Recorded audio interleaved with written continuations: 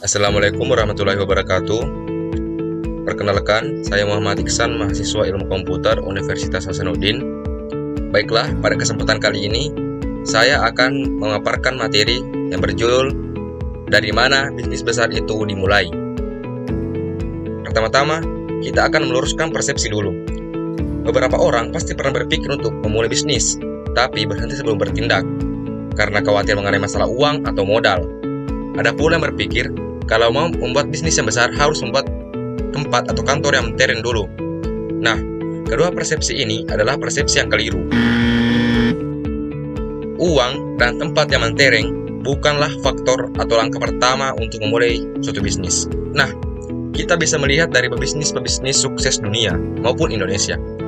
Pertama, Bill Gates, seorang yang menemukan Microsoft dan menjadi orang terkaya dunia. Apakah Bill Gates memulai bisnisnya dengan modal yang besar? Tidak, teman-teman. Bill Gates memulai bisnisnya di garasinya. Di sana dia membuat program-program. Tapi karena tekad yang dimiliki, hingga akhirnya dia bisa sukses seperti sekarang. Kedua, Mark Zuckerberg, pendiri Facebook dan jaring sosial nomor 1 di dunia saat ini. Apakah Mark memulai dengan tempat yang mentereng? Tidak juga. Mark membangun Facebook bersama teman-temannya di kamar kosnya. Di Indonesia sendiri, ada almarhum Bob Sadino, bapak entrepreneur Indonesia, yang mana berangkat dari keluarga yang minus, bahkan pernah bekerja sebagai kuli bangunan. Tapi, kita lihat, dia bisa menjadi pebisnis sukses, bahkan jadi motivator atau inspirasi bagi dunia bisnis tanah air. Selanjutnya, kita bisa melihat dari sosok Yasa Shigi, pebisnis fashion di Indonesia.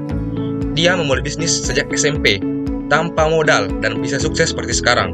Nah, jadi kalau bukan uang, lalu apa modal utama dalam memulai bisnis? Nah, disinilah saya akan menjelaskan 7 step atau modal pertama dalam memulai bisnis. Yang pertama, keberanian. Banyak orang ingin jadi pengusaha, banyak orang ingin sukses, tapi takut akan ketidakpastian, ragu akan dirinya sendiri, dan akhirnya berhenti sebelum melangkah. Oleh karena itu, modal pertama dan paling utama yang harus dimiliki untuk memulai suatu bisnis ialah keberanian. Meski kita memiliki kewawasan, potensi, dan kelebihan yang tidak dimiliki oleh orang lain, akan tetapi, jika kita tidak memiliki keberanian, maka bisnis besar hanya akan menjadi mimpi semata. Berani hadapi risiko, berani mulai dari nol, berani keluar dari zona nyaman, berani bersaing, tidak cuma buat rencana, tapi terus melangkah maju. Seperti kata almarhum Bob Sadino, bisnis yang bagus adalah bisnis yang dimulai, bukan ditanyakan. Selanjutnya, teknologi. Di era saat ini, perkembangan teknologi sudah semakin pesat. Segala aktivitas dimudahkan, begitu pula dengan dunia bisnis. Bagaimana tidak? Teknologi menyediakan sumber informasi, komunikasi, media promosi, bahkan alat untuk memulai bisnis itu sendiri. Kita lihat, hanya dengan HP dan kuota kita bisa memulai bisnis, menjadi YouTuber, menulis artikel, dan masih banyak lagi. Jadi, manfaatkanlah teknologi. Berikutnya adalah product knowledge. Untuk memulai bisnis, pertama, kita harus tahu betul apa yang ingin kita tawarkan dan apa yang sudah ada di pasar saat ini. Sehingga kita bisa memperkenalkan dan mempresentasikan produk kita. Apa kelebihan produk kita dari produk yang lain. Apalagi kalau produk kita bukanlah hal yang baru. Next, jalur distribusi. Setelah kita memiliki produk untuk ditawarkan, yang kita butuhkan selanjutnya adalah bagaimana produk itu bisa sampai ke tangan konsumen. Nah, disinilah dibutuhkan yang namanya jalur distribusi. Jadi, langkah selanjutnya, bangunlah jalur distribusi agar pengiriman dan penyebaran produk kita bisa efisien dan konsisten. Tanpa adanya jalur distribusi, pengiriman barang akan terhambat, macet, konsumen sudah mau pakai, barangnya belum ada. Selanjutnya, kita harus membangun yang namanya supplier base atau pemasok yang tetap.